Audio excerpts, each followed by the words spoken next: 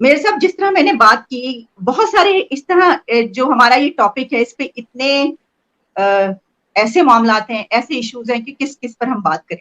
लेकिन चलिए, जिस तरह मैंने बात की कि हम आगाज इसी से किए लेते हैं कि हमने ये देखा कि कुछ अर्सा पहले पाकिस्तान और भारत के बीच ये कहा गया कि अब बहुत अच्छे ताल्लुकात रहेंगे, और उससे कुछ दिन पहले ऐसा भी हुआ कि ये कहा गया कि भारत और पाकिस्तान के बीच बातचीत हुई है, जिसकी वजह से जो एलओसी है वहां पर अमन रहेगा, और फिर जो है वो एक ऐसा पीस प्रोसेस होगा कि जिसमें कोई ऐसे हालात पैदा नहीं होंगे कि कुछ ऐसा इशू क्रिएट हो।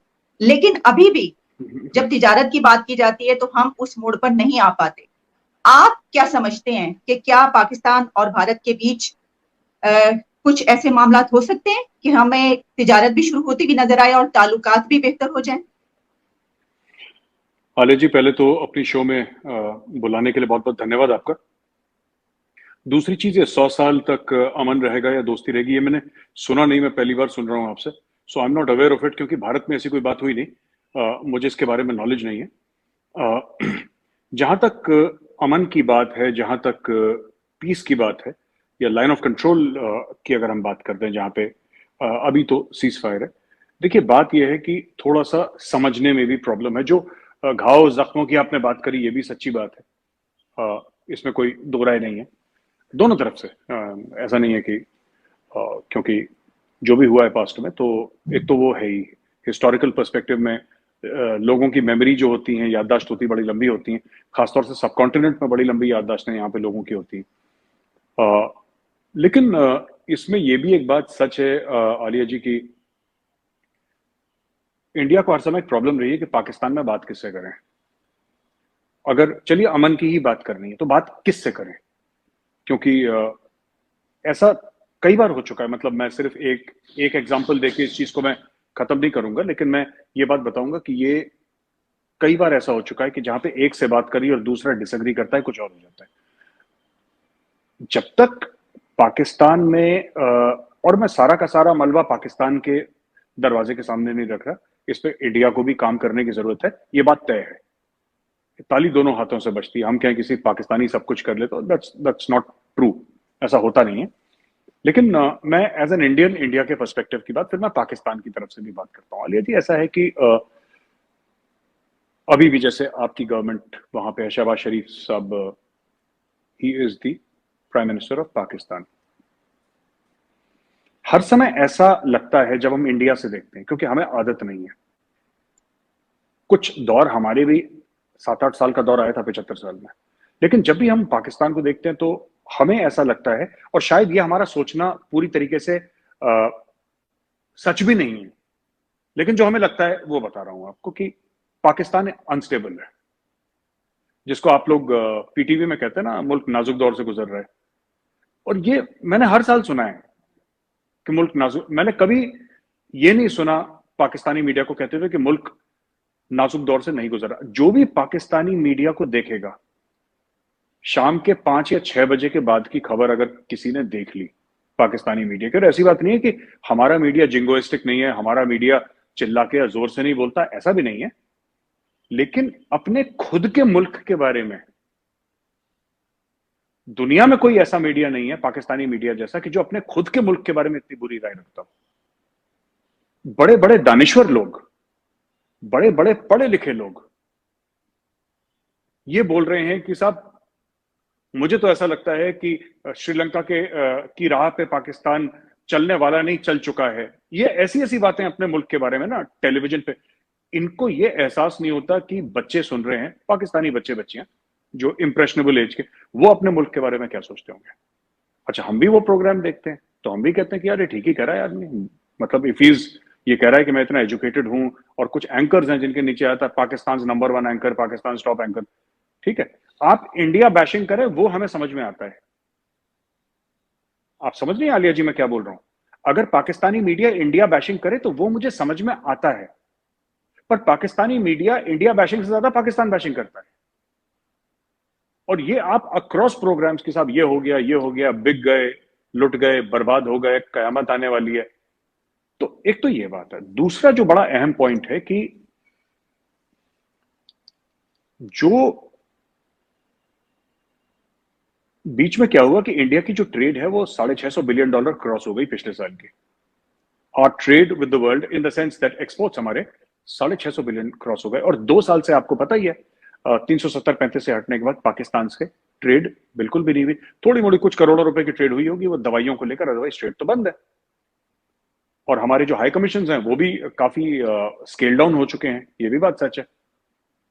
अब आलिया जी, बात यह है कि इंडिया में फिर ये बात चलने लगी कि जब पाकिस्तान से सवाल पूछता, पाकिस्तान हमारा कभी भी बड़ा ट्रेडिंग पार्टनर नहीं था, लेकिन जब पाकिस्तान के तासुर में यहां पे बात हुई तो बोला कि नहीं, we have crossed all records of exports, जितना 75 साल में कभी नहीं हुआ था। We have crossed all records, IT के इतने और नॉन आईटी के इतने, इवन फूड ग्रेन्स के, ज्वेलरी के, इलेक्ट्रॉनिक आइटम्स के इतने उतने, दुनिया भर के जो हमारा ट्रेड वॉल्यूम है जबरदस्त, एक्सपोर्ट्स रिकॉर्ड ब्रेकिंग। तो फिर लोगों को बोला कि we don't need trade with Pakistan. अगर हम वर्ल्ड रिकॉर्ड ब्रेक कर रहे हैं या खुद के रिकॉर्ड्स हम ब्रेक कर रहे हैं बिना पाकिस्तान के, तो आगे चल के पाकिस्तान के ट्रेड का वॉल्यूम क्या होगा? Is it worth it? क्योंकि मैं आपको बताता हूं ऐसा क्यों सोचा। पाकिस्तान का ट्रेड का देखिए 370-35 से कभी बहाल नहीं होगा, ऐसी उम्मीद पाकिस्तान में कुछ सियासतदान आलिया जी बेच रहे हैं। लिटरली वो मंजन या वो चूरन बेच रहे हैं कि एक दिन जब तक, और इमरान खान करीब 100 बार बोल चुके हैं, इमरान खान साहब, कि जब तक 370-35 से बहाल नहीं होगा हम इंडिया से बात नहीं करेंगे। अब ये जो स्टेटमेंट देखिए कि जब तक 370-35 से बहाल नहीं होगा हम भारत से बात नहीं करेंगे, ये इमरान खान, आप भी जानते हैं इमरान खान कई बार स्टेटमेंट दे चुके हैं, you are very well aware.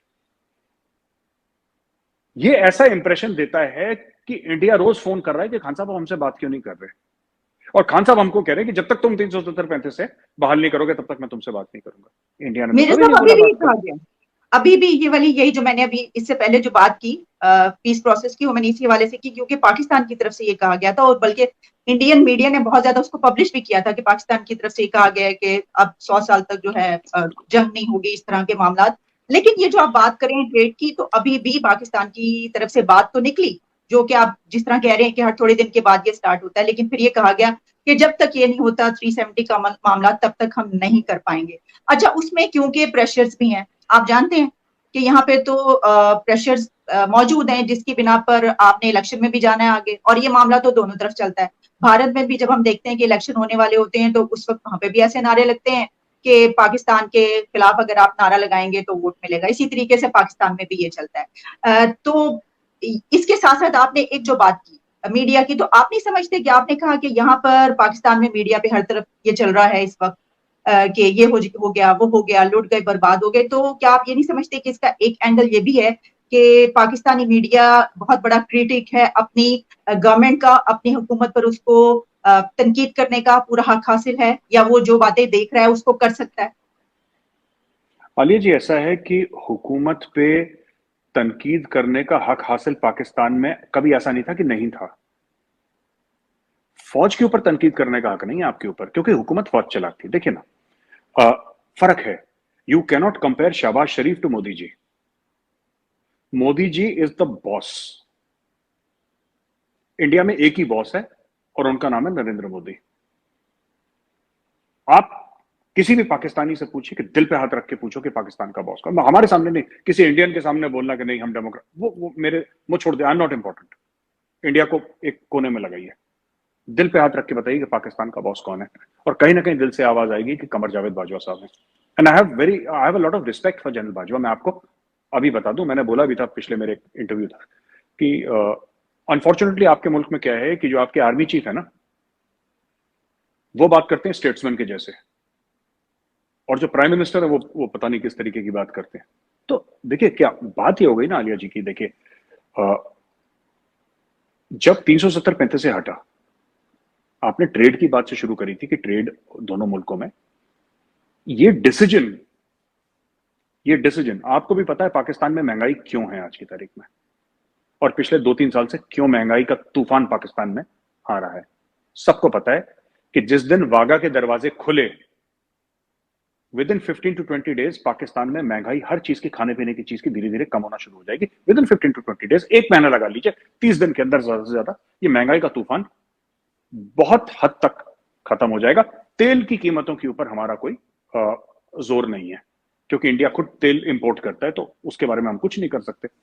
लेकिन आपके जो फूड आइटम्स है उनकी काफी हद तक कीमत गिर जाएगी।